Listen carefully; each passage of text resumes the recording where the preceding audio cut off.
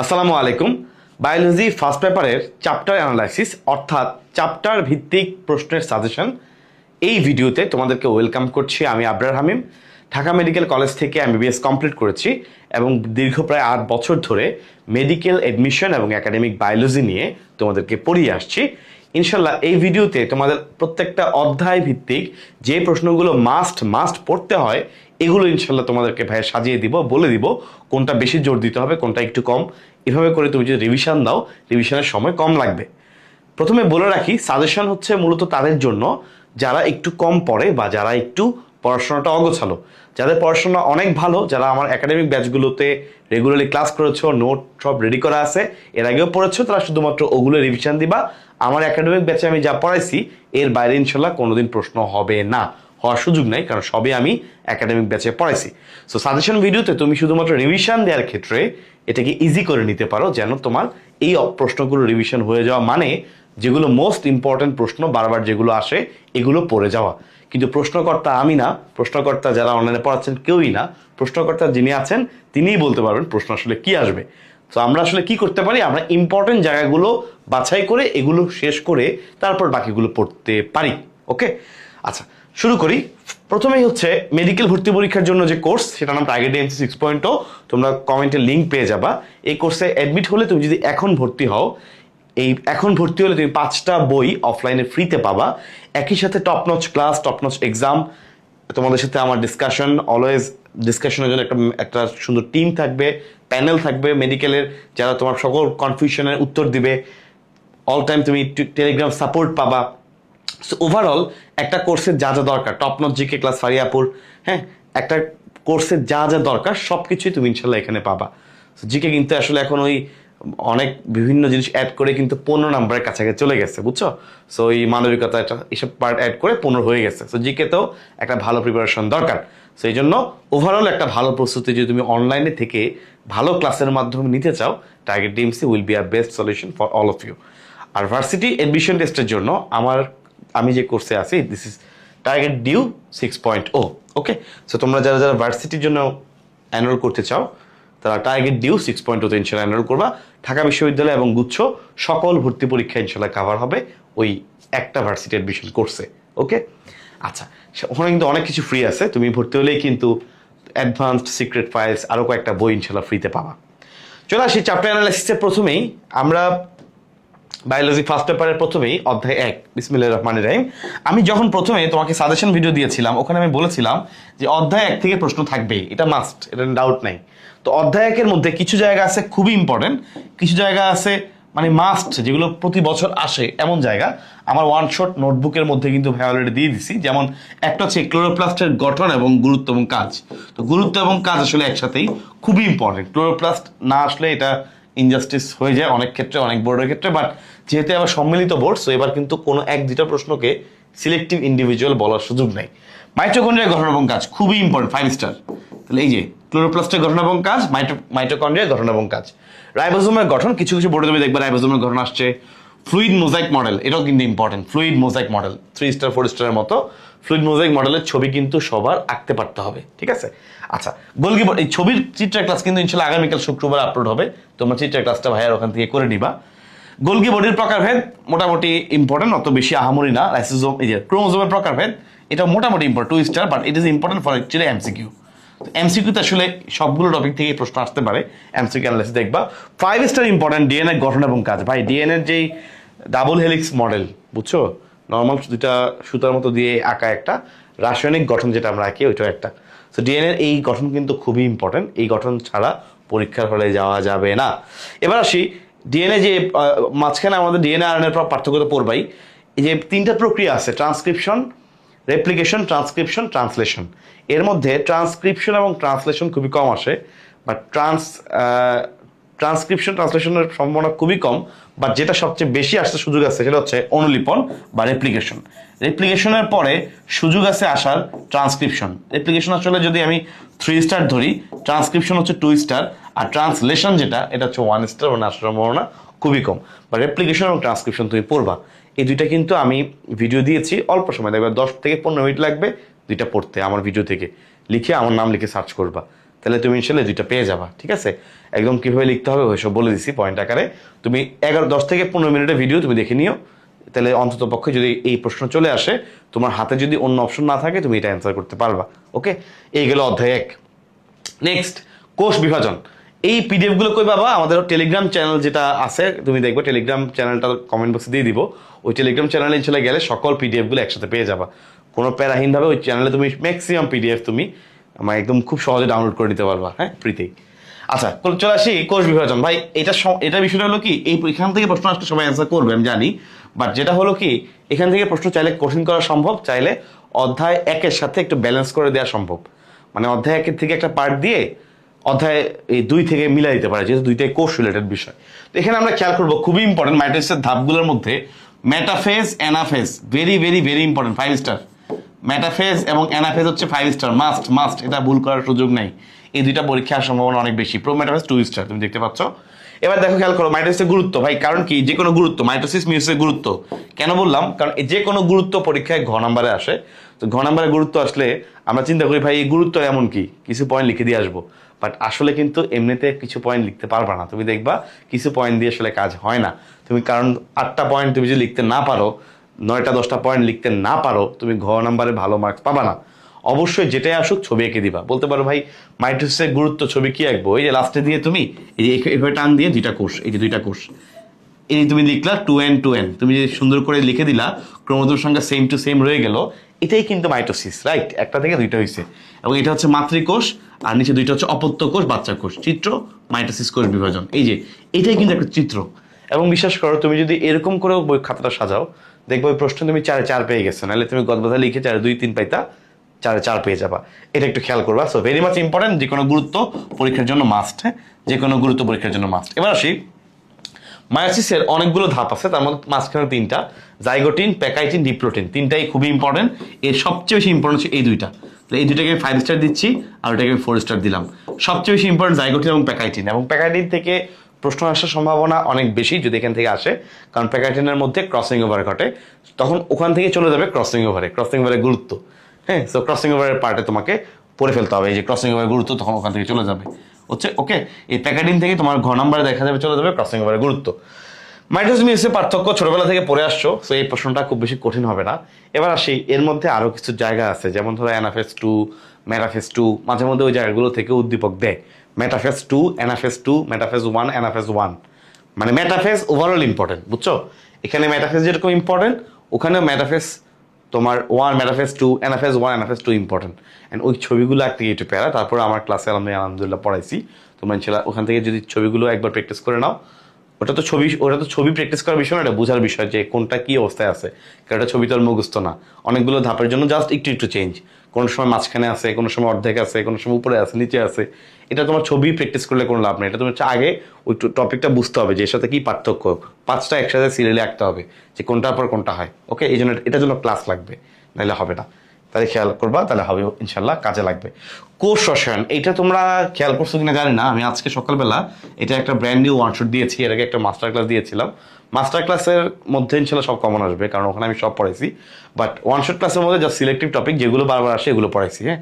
তো এই জন্য তোমরা যে লেভেলের স্টুডেন্ট আছো সে ওই লেভেলে প্রিপারেশন নিবা, এটা নিয়ে আসলে দ্বিমত হওয়ার কোনো কারণ নাই, বুঝছো?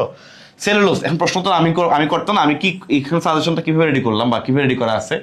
বেসিক্যালি এই সাজেশনটা হচ্ছে মূলত যে প্রশ্নগুলো বারবার আসছে সেগুলোর উপরে, যেন এগুলো তোমার মাস্ট প্র্যাকটিস হয় এবং এগুলো হওয়া উচিত।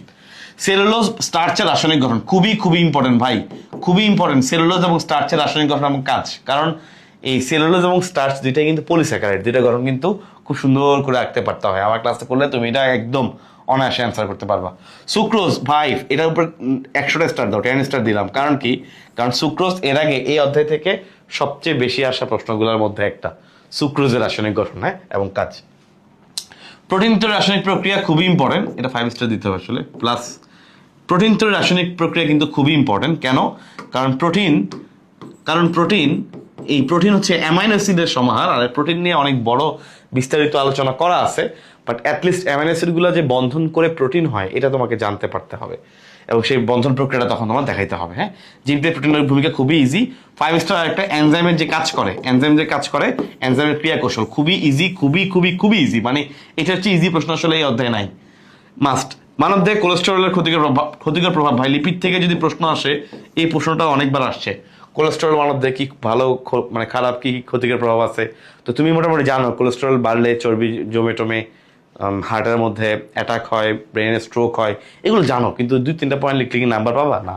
তখন তোমার এলডিএল এইচডিএল এভাবে একটু ভাগ করে লিখতে হবে, কোনটা থাকা ভালো, কোনটা থাকা খারাপ, কোনটা মেয়েদের শরীরে বেশি থাকে, কোনটা ছেলেদের বেশি থাকে, এইচডিএল মেয়েদের বেশি থাকে, এরকম পয়েন্টগুলো তোমার জানা থাকলে তুমি লিখতে পারবা। হ্যাঁ, তো ইনশাল্লাহ অবশ্যই খেয়াল করবা। আর প্রত্যেকটা ওয়ান শট ক্লাসে আমি শুরুতে যে সাজেশন দিই, এই সাজেশনটা খেয়াল করবা প্রত্যেকটা ওয়ান শট ক্লাসের শুরুতে। ওকে, তোমার যে কোনো অধ্যায় তুমি যদি ভালো পারো, তুমি জাস্ট আমার ওয়ান শটটা ওপেন করে তুমি সাজেশনটা মিলাই নিবা, তুমি ছেলে এই প্রশ্নগুলো পারো কিনা, তাহলে বুঝবা আলহামদুলিল্লাহ ইম্পর্টেন্ট প্রশ্নগুলো তোমার পড়া হয়েছে। ওকে, নেক্সট হচ্ছে অণুজীব। ভাইয়া দেখো, অণুজীব হচ্ছে এমন একটা টপিক যেখান থেকে আসলে প্রশ্ন আসাটা মাস্ট, মানে অণুজীব থেকে প্রশ্ন হবে না এটা হওয়ার সম্ভাবনা একদমই কম। ঠিক আছে, তো এখানে খেয়াল করো, ভাইরাস থেকে এখানে 2টা প্রশ্ন আছে, টিটো ব্যাকটেরিওফাজের গঠন আর ভাইরাসের লাইটিক চক্র, সংখ্যা বৃদ্ধি প্রক্রিয়া। ভাই দুইটাই খুবই ইম্পর্টেন্ট। ভাইরাস থেকে এখানে প্রশ্ন আসছে, তুমি দেখতে পাচ্ছ 2টা বেশি আসে, মানে অলরেডি অনেকবার আসছে।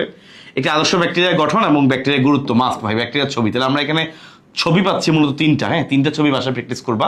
ছবি আমার চিত্রের ক্লাস থেকে প্র্যাকটিস করলে ইনশাল্লাহ হবে, আগামীকাল আপলোড হবে, অলরেডি বলছি।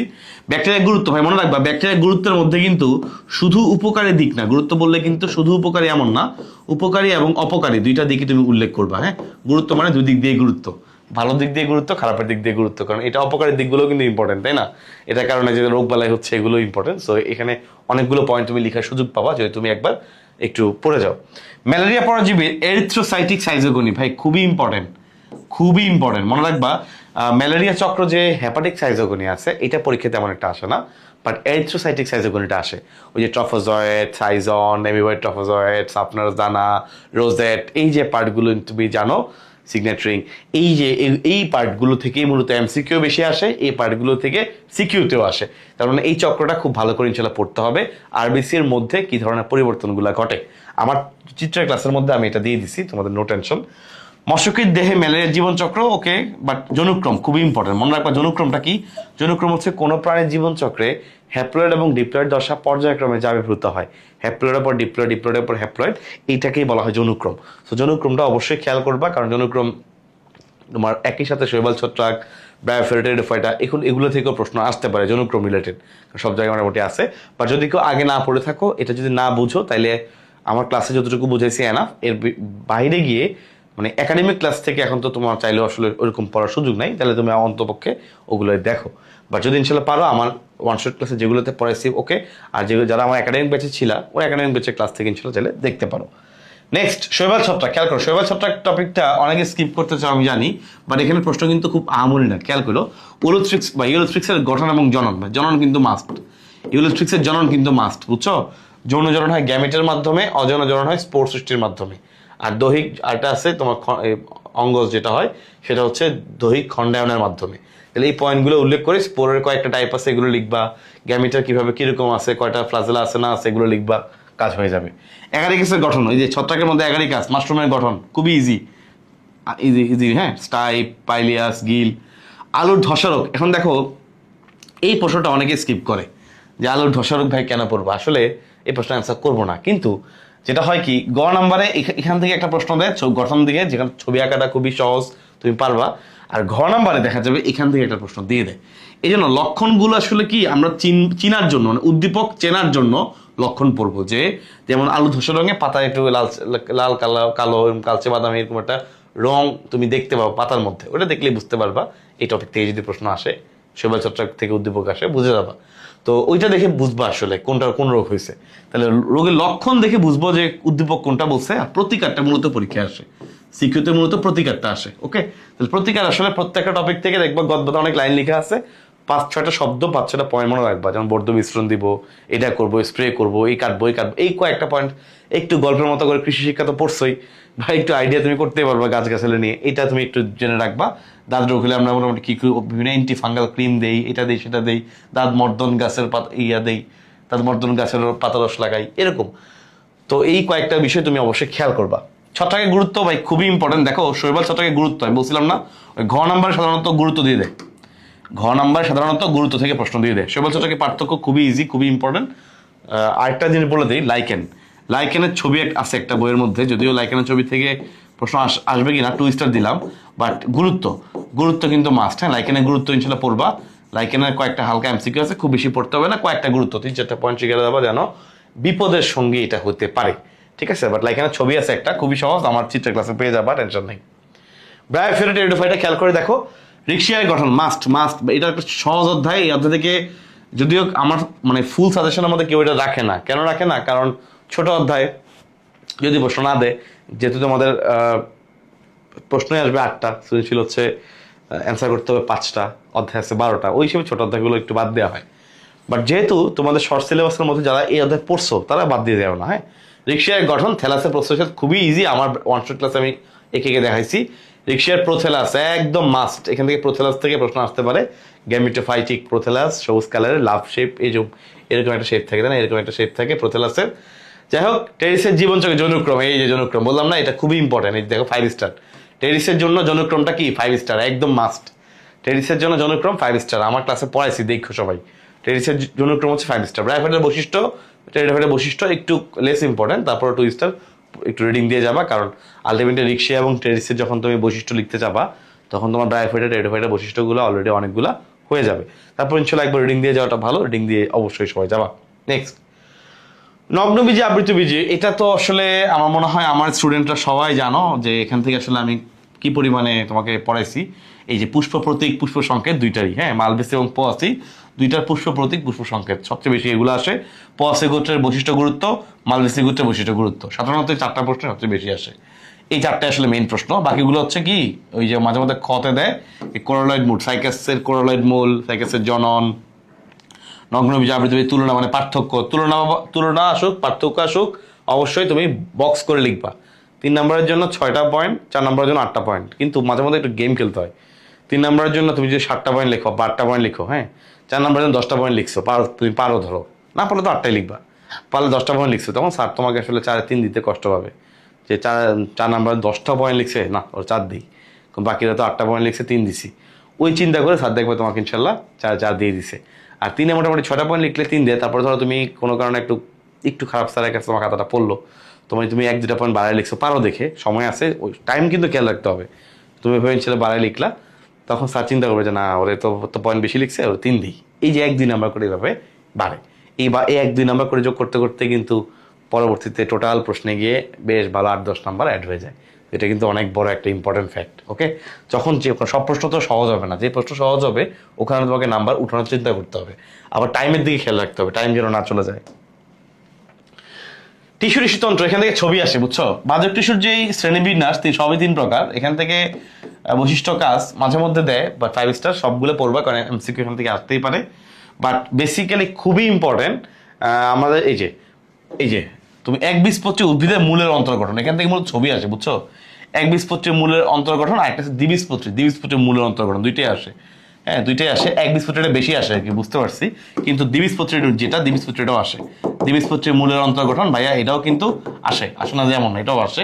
সংখ্যায় পার্থক্য, রাইট, সংখ্যায় পার্থক্য, আর মূলের বেলায় একটা হিসাব, কাণ্ডের বেলায় একটা হিসাব, এগুলো আমার ক্লাসে আমি পড়াইছি। বেসিক্যালি একবীজপত্রী মূল আর দ্বিবীজপত্রী মূলের মধ্যে ও ঘুরে ফিরে কাছাকাছি সবকিছুই, জাস্ট নিচের দিকে গিয়ে সংখ্যায় পার্থক্য। ভাস্কুলার বান্ডেলের সংখ্যায় পার্থক্য, একটা 2 থেকে 4টা, একটা 6-এর অধিক। একবীজপত্রীর বেলায় 6-এর অধিক ভাস্কুলার বান্ডেলের সংখ্যা, আর এর বেলায় হচ্ছে 2 থেকে 4টা। এই সংখ্যা পার্থক্য কাউন্ট করে বুঝতে হবে, হ্যাঁ, কোনটা আসছে। তো এটার সম্ভাবনা অনেক বেশি। এবার আসি পানিপত্ররন্ধ্র বা হাইডাথোড, এটার ছবিটা যদি পারো ইনশাল্লাহ প্র্যাকটিস করে যাবে একবার।